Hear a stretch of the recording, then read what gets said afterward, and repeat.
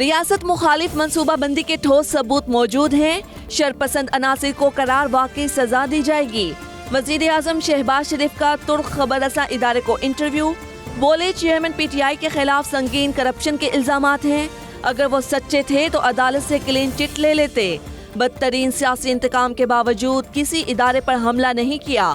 شہباز شریف نے مزید کہا، گزشتہ حکومت نے IMF سے معاہدہ توڑا، ہم نے بڑے چیلنجز میں حکومت سنبھالی، پاکستان کو فیٹف کی گرے لسٹ سے نکالا، کمر کس لی ہے، اپنے پیروں پر کھڑے ہوں گے، IMF کی تمام شرائط پوری کر دیں، امید ہے تمام معاملات خوش اسلوبی سے طے پا جائیں گے۔ پاکستان اور ترکمانستان کے درمیان تاپی گیس پائپ لائن معاہدے پر دستخط، وزیر اعظم شہباز شریف نے میگا منصوبے کو رکن ممالک کے لیے اہم سنگ میل قرار دے دیا، بولے TAPI gas pipeline project علاقائی تعاون، ترقی اور خوشحالی کے دور کا آغاز کرے گا۔ وزیر اعظم کی اپنی ٹیم کو پائپ لائن کی منصوبہ بندی اور اس پر عمل درآمد تیز کرنے کی ہدایت۔ آڈیو لیکس میں کرپشن کا عنصر بھی پایا گیا، اپنی مرضی کا بینچ بنا کر کمیشن کی کارروائی کو روکا گیا۔ وزیر اعظم کے معاون خصوصی احتساب عرفان قادر کی پریس کانفرنس، بولے اگر فوجداری کرپشن کا عنصر ہو تو ججز کا سپریم جوڈیشل کے علاوہ نیب قانون کے تحت بھی ٹرائل کیا جا سکتا ہے۔ مزید بولے کرپشن کے خاتمے تک ملک ترقی نہیں کر سکتا اور جب تک احتساب نہیں ہوگا کرپشن ختم نہیں ہوگی۔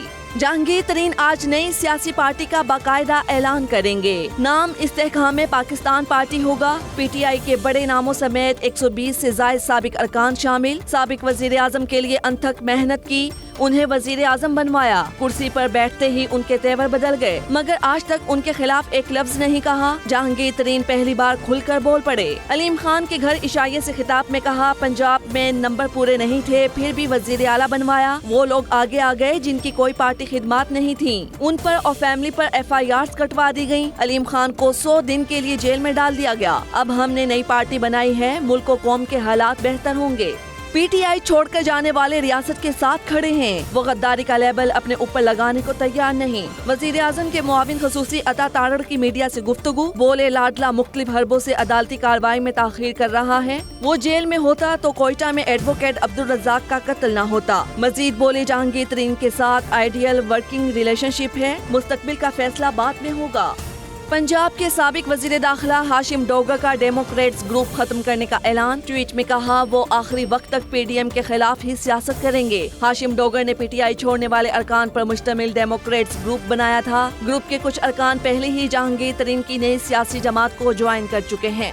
وفاقی حکومت بجٹ لانے کو تیار، قومی اقتصادی سروے آج پیش کیا جائے گا۔ اہم نکات کے مطابق رواں مالی سال فی کس آمدنی $1,558 ریکارڈ کی گئی، سیلاب اور سیاسی عدم استحکام کے باعث معاشی گروتھ 3.3% رہی۔ جولائی سے مارچ مہنگائی کی شرح 29% تک پہنچی، برآمدات کا متعین ہدف حاصل نہ ہو سکا۔ زرعی شعبے کی شرح نمو 1.5% اور لائف اسٹاک کی شرح نمو 3.7% رہی۔ بڑے صنعتی شعبے کی شرح نمو -7.9% اور تعمیرات کے شعبے کی گروتھ -5.5% رہی۔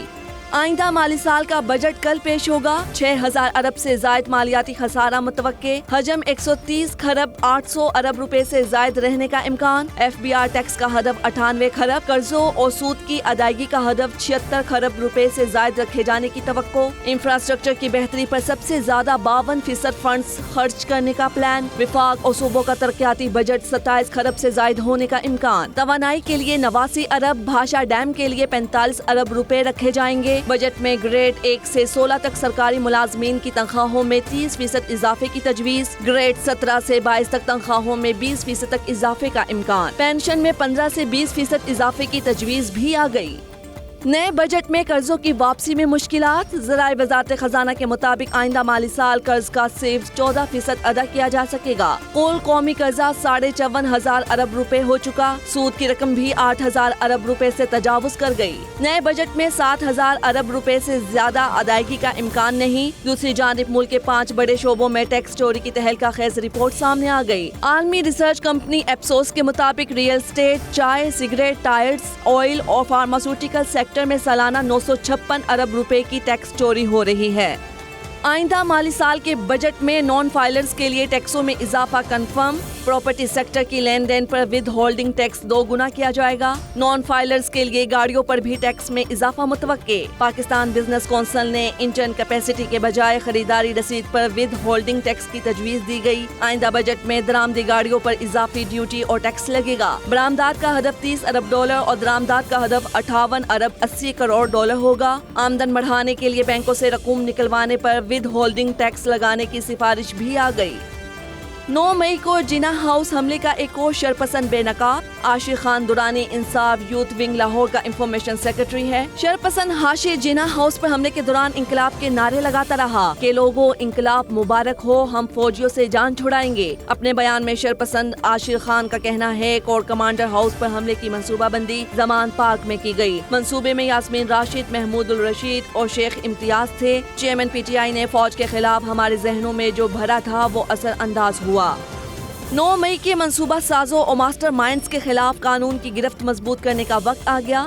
Army chief general Asim Munir کی زیر صدارت فارمیشن کمانڈرز کانفرنس میں عزم. پاک فوج کے فارمیشن کمانڈرز کی 9 مئی کے واقعات کی سخت ترین الفاظ میں مذمت. آرمی چیف نے کہا تنصیبات پر حملہ کرنے والوں کو جلد کٹہرے میں لا کر کیفلے کے دار تک پہنچایا جائے گا. کارروائیاں آرمی ایکٹ اور آفیشل سیکرٹ ایکٹ کی تحت کی جائیں گی. کثرت سے جمع ناقابل تردید شواہد کو جھٹلایا یا بگاڑا نہیں جا سکتا. انسانی حقوق کی فرضی خلاف ورزیوں کے پیچھے پناہ لینے کی کوششیں بے سود ہیں. گمراہ کن بیانات کا مقصد افواج کو بدنام کر کے مذموم سیاسی مفادات کا حصول ہے. شرکا نے عزم ظاہر کیا کہ مخالف قوتوں کے ناپاک عزائم ناکام بنانے کی راہ میں ہر کوشش سے آہنی ہاتھوں سے نپٹا جائے گا. فورم کا فوج، قانون نافذ کرنے والے اداروں اور سول سوسائٹی کے شہداء کو خراج عقیدت. کانفرنس میں corps commanders, principal staff officers اور تمام فارمیشن کمانڈرز نے شرکت کی.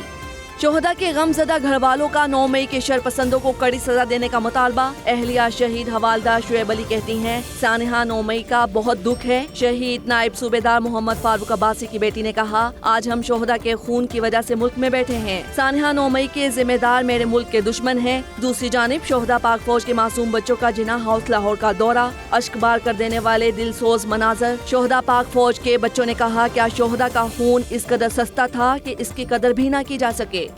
لاہور جناح ہاؤس حملہ کیس خدیجہ شاہ سمیت پی ٹی آئی کی دیگر خواتین ورکرز کو جوڈیشل ریمانڈ پر جیل بھیج دیا گیا. انسداد دہشت گردی عدالت نے میاں محمود الرشید کے جسمانی ریمانڈ کی استدعا بھی مسترد کر دی. جوڈیشل ریمانڈ پر جیل بھجوا دیا. لاہور ہائی کورٹ میں جناح ہاؤس حملہ کیس سے ڈاکٹر یاسمین راشد کو مقدمے سے ڈسچارج کرنے کے خلاف کیس کی سماعت نہ ہو سکی.